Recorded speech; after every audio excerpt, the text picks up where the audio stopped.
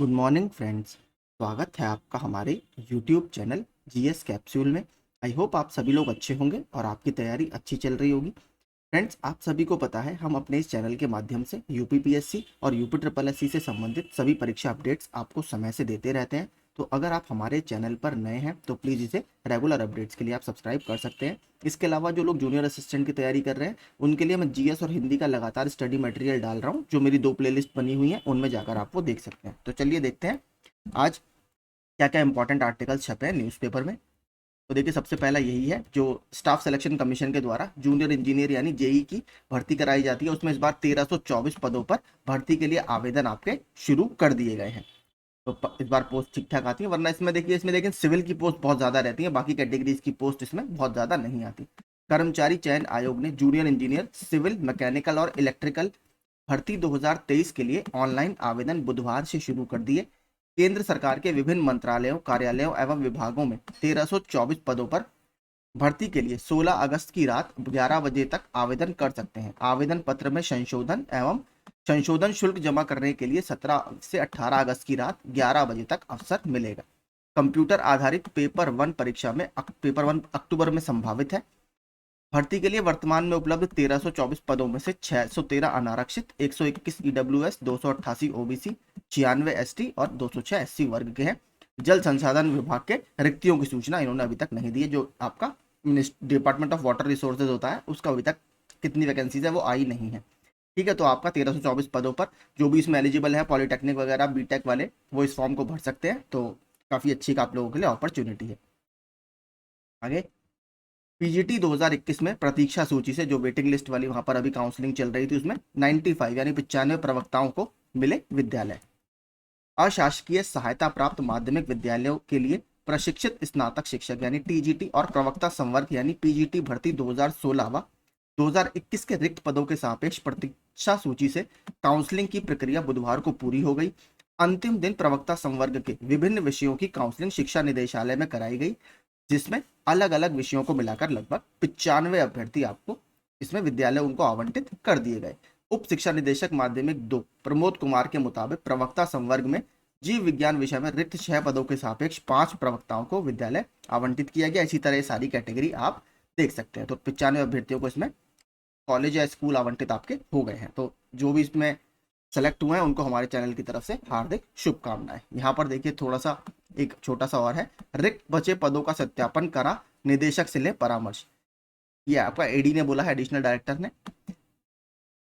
TGT एवं PGT भर्ती परीक्षा 2016 और 2021 के रिक्त पदों के सापेक्ष प्रतीक्षा सूची से काउंसलिंग की प्रक्रिया पूरी कराने के बावजूद कुछ विषयों में पद रिक्त है। अपर शिक्षा निदेशक माध्यमिक सुरेंद्र कुमार तिवारी ने बताया कि रिक्त पदों का सत्यापन कराया जाएगा, फिर काउंसलिंग के संबंध में निर्णय लिया जा सकेगा। तो ये भी एक इंपॉर्टेंट न्यूज़ है। अगला देखते हैं, ये भी देखिए काफी इंपॉर्टेंट है। सत्यापन के बाद भी स्टाफ नर्स के चयनितों की नियुक्ति अटकी। तो देखिए, हम तो लेखपाल के डॉक्यूमेंट वेरिफिकेशन की बात कर रहे हैं, जो अभी तक हो नहीं रहा है। यहाँ पर अभी तक डॉक्यूमेंट वेरिफिकेशन सब कुछ हो चुका है, लेकिन अभी तक आपका नियुक्तियां ही नहीं दी गई। 6 साल पुरानी भर्ती को पूरा करने के लिए 2 बार जारी किया गया विज्ञापन। स्टाफ नर्स पुरुष भर्ती में चयनित अभ्यर्थी अभिलेख सत्यापन की प्रक्रिया होने के 1.5 माह बाद भी नियुक्ति के लिए भटक रहे हैं। यह भर्ती 6 साल पुरानी है और इसे पूरा करने के लिए 2 विज्ञापन आपके जारी किए गए। उत्तर प्रदेश लोक सेवा आयोग के द्वारा कराई गई थी। 12 जनवरी 2017 को भर्ती का विज्ञापन जारी किया था। इसके बाद किन्हीं कारणों से कोर्ट के आदेश के अनुपालन में वर्ष 2022 में इसका दोबारा से पुनर्विज्ञापन जारी किया गया।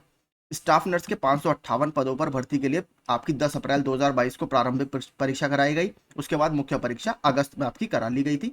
मुख्य परीक्षा में 931 अभ्यर्थियों में से 550 के आवेदन पत्रों की संनिरीक्षा के बाद उनके अनुभव प्रमाण पत्र मांगे गए थे और 8 मई 2023 को मुख्य परीक्षा का परिणाम घोषित किया गया, जिसमें 275 अभ्यर्थी सफल घोषित किए गए। सफल अभ्यर्थियों का अभिलेख परीक्षण आपका 5 से 8 जून तक चलाया गया। तो आप 5 से 8 जून में इनका डॉक्यूमेंट वेरिफिकेशन हो चुका है। चयनित अभ्यर्थियों का कहना है कि सत्यापन को 1.5 माह बीत चुके हैं, लेकिन आयोग ने उनकी नियुक्ति की संस्तुति अभी तक नहीं भेजी है। चयनित अभ्यर्थियों ने आयोग के अध्यक्ष से मांग की है कि नियुक्ति की संस्तुति शीघ्र भेजी जाए ताकि नौकरी के लिए उनका 6 साल लंबा इंतजार खत्म हो सके। तो 2017 से 2023 तक बहुत लंबा समय निकल चुका है, तो अभ्यर्थी ये चाह रहे हैं फटाफट हमारी ज्वाइनिंग अप हो जाए, जो कि कहीं ना कहीं ठीक भी है। तो हम भी अपने चैनल के माध्यम से यही कहेंगे कि काफ़ी ज़्यादा लंबा समय निकल चुका है, इनको जल्दी से जल्द नियुक्ति दी जाए। अगला देखते हैं, नए आयोग के गठन के बाद होगा अब टीजीटी 2011 का साक्षात्कार। तो देखिए, नए आयोग के चक्कर में इतनी सारी भर्तियां लटक गई हैं, कोई भर्ती से चक्कर में शुरू ही नहीं हो पा रही, जो ऑलमोस्ट होने वाली थी, जो मैंने आपको 2 से 3 बार बता दिया है। 2022 के अगस्त में आवेदन लिए जा गए थे, लेकिन अभी तक उसका एग्जाम भी नहीं हो पाया। सब कुछ फॉर्म वॉर्म फिल हो चुके हैं, लेकिन 1 साल होने वाला है अगस्त में, आपका एग्जाम भी उसका नहीं हो पाया, क्योंकि वो अब नया शिक्षा सेवा चयन आयोग कराएगा। इलाहाबाद हाई कोर्ट में यूपी सरकार ने हलफनामा दाखिल कर यह बताया है कि नए आयोग के गठन के बाद टीजीटी 2011 भर्ती प्रक्रिया में साक्षात्कार कराया जाएगा। तो 12 साल बाद तो इंटरव्यू हो रहे हैं। अब हालत आप देख लीजिए क्या चल रही है। सरकार के इस आश्वासन के बाद कोर्ट ने याचिका को निस्तारित कर दिया। यह आदेश न्यायमूर्ति विकास बुधवार ने इंद्रपाल व 2 अन्य की याचिका पर सुनवाई करते हुए दिया है। याची की ओर से कहा गया है कि माध्यमिक शिक्षा सेवा चयन आयोग की ओर से जीव विज्ञान विषय में टीजीटी शिक्षकों की भर्ती के लिए आवेदन निकाला गया था। लंबी लड़ाई के बाद 2016 में लिखित परीक्षा कराई गई, लेकिन इसके बाद भर्ती प्रक्रिया के तहत साक्षात्कार नहीं कराया गया। तो आपको लगा लीजिए 5 साल बाद एग्जाम हुआ 2016 में, और उसके बाद अभी 6-7 साल आपके निकल चुके हैं और अभी तक साक्षात्कार नहीं हो पाया। कोर्ट ने इस मामले में यूपी सरकार से जानकारी मांगी थी। सरकारी अधिवक्ता ने कोर्ट को बताया कि सरकार नए आयोग के गठन में लगी है। नए आयोग के गठन के बाद ही नियमों के तहत इस भर्ती प्रक्रिया का साक्षात्कार कराया जाएगा। यूपी सरकार के इस आश्वासन के बाद कोर्ट ने याचिका को निस्तारित कर दिया। तो देखिए, याचिका तो ये डिस्पोज हो गई, लेकिन अब देखते हैं नया आयोग का गठन कब तक होगा। बोला जा रहा है वैसे इस महीने के लास्ट तक या फिर अगस्त में आपका पूरा कर लिया जाएगा, तो उसके बाद भर्तियों में काफी तेजी आएगी। सर्जन के 174 पदों पर होगी स्क्रीनिंग परीक्षा। कल मैंने आपको उसका पूरा परीक्षा पैटर्न ऑफिशियल नोटिस दिखा दिया था। इसके अलावा एक रिजल्ट और जारी किया गया था गायनी का, वो भी मैंने आपको बता दिया था कि 5 पद उसमें थे, तो उसके लिए पूरा सिलेक्शन प्रक्रिया पूरी कर ली गई है। इसमें आपका 120 प्रश्न आपके सब्जेक्ट के हैं और 30 प्रश्न आपके जनरल स्टडीज के हैं। तो यहाँ पर आप नीचे देख सकते हैं एक और असिस्टेंट प्रोफेसर ऑप्स और गायनी के पद पर 5 का चयन। मैंने आपको पूरा नोटिस कल शाम को दिखा दिए थे। तो ऐसे ही ऑफिशियल नोटिस आपको यहाँ पर समय से मिलते रहते हैं। अगला देखते हैं, एक देखिए ये भी काफी चर्चा में था कल। ईपीएफओ ने, जो आपका एम्प्लॉय प्रोविडेंट फंड ऑर्गेनाइजेशन होता है, नगर निगम से दस्तावेज मांगे तो हुआ खुलासा।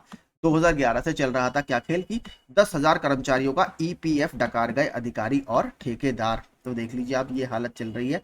150 करोड़ से अधिक की रकम के गबन की आशंका इसमें हुई है। वर्ष 2022 में खुलासे के बाद ईपीएफ देना इन्होंने शुरू किया। हिंदुस्तान ने मार्च 2022 में नगर निगम स्वास्थ्य विभाग में ईपीएफ में 64 करोड़ रुपए के घोटाले होने की खबर प्रकाशित की थी, जिसके बाद अधिकारी जागे और तब उसके बाद सफाई कर्मचारियों के ईपीएफ खाते खुलवाएगा। देख लीजिए आप, अभी तक ईपीएफ खाते भी इसमें नहीं खुलवाए गए थे और लगभग 150 करोड़ से ज्यादा के घोटाले की बात इसमें की जा रही है। तो देखिए, ईपीएफ वगैरह एक अच्छा है, सोशल सिक्योरिटी स्कीम्स है, आपका भी थोड़ा सा पैसा जाता है और विभाग भी थोड़ा सा पैसा इसमें देता है, तो एक अच्छा आपके लिए होता है। तो उसको जरूर आप ध्यान रखिए जहां पर भी आप जॉब करते हैं इस तरीके का, वरना ये सब आपके साथ भी होता रहेगा। एक ये भी आया है, 12,000 उद्योग लगेंगे 1 लाख को रोजगार। तो इसमें प्राइवेट सेक्टर की बात की जा रही है। वर्ष 2022-23 में इतनी इकाइयां स्थापित हुई और 121 इकाइयां उन्नीत की जाएंगी, जिसमें लगभग 12,000 उद्योग लगेंगे और 1 लाख लोगों को प्राइवेट सेक्टर में रोजगार देने की बात सरकार के द्वारा इसमें की जा रही है। तो ठीक है, बहुत अच्छा इनिशिएटिव है, लेकिन गवर्नमेंट भर्तियां आपका अगर समय से पूरी होती रहे तो वो काफी अच्छा है। टीजीटी 2011 भर्ती प्रक्रिया तार्किक तरीके से परिणति तक पहुंचाए हाईकोर्ट। हाईकोर्ट ने कहा, सरकार ने कहा, नया शिक्षा सेवा चयन आयोग गठित होते ही साक्षात्कार हम कराएंगे। जो मैंने आपको ऊपर बताया, ये कल जो आपकी रेट है वो निस्तारित कर दी गई है, क्योंकि आयोग ने कह दिया है कि जैसे ही हमारा नया शिक्षा सेवा चयन आयोग गठित होगा उसके बाद हम इसको कंप्लीट करा लेंगे। तो 2011 का ये भर्ती थी, 2016 में एग्जाम हुआ और अभी तक आपका 23 आ गया है, इंटरव्यूज का नहीं कराया गया। तो देखिए 12 साल, जो अगर किसी ने 25 साल में एग्जाम दिया होगा आज की डेट में वो 35-36 साल का होगा।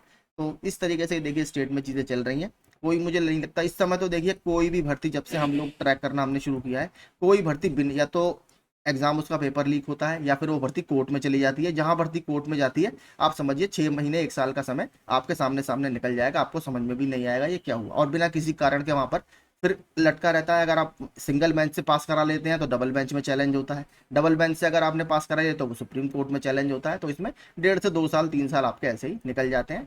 तो अब इसमें हम कुछ नहीं कर सकते, कोर्ट के मामलों में सबका अधिकार है अपना, सब रेट डालते हैं, तो उसमें हमारा कोई भी रोल नहीं है। ठीक है, तो देखते हैं अब हमारा कब तक ये सब चलता रहेगा। अभी लेखपाल का तो देखिए वही है, बच्चे 31 तारीख को जा रहे हैं, तो 31 तारीख को अगर जाकर कुछ होता है तो बाकी देखते हैं, क्योंकि सुप्रीम कोर्ट में सुनवाई तो आपकी अगस्त में लगी हुई है। ठीक है, तो ठीक है, यही सारे आज के अपडेट थे। अगर आपको अपडेट्स पसंद आते हो तो प्लीज़ आप हमारे चैनल को सब्सक्राइब कर लीजिए, यहाँ पर आपको ऐसे ही रेगुलर अपडेट्स समय से मिलते रहते हैं। तब तक अपनी पढ़ाई करते रहिए, मेरी तरफ से आप सभी को all the best. Thank you so much.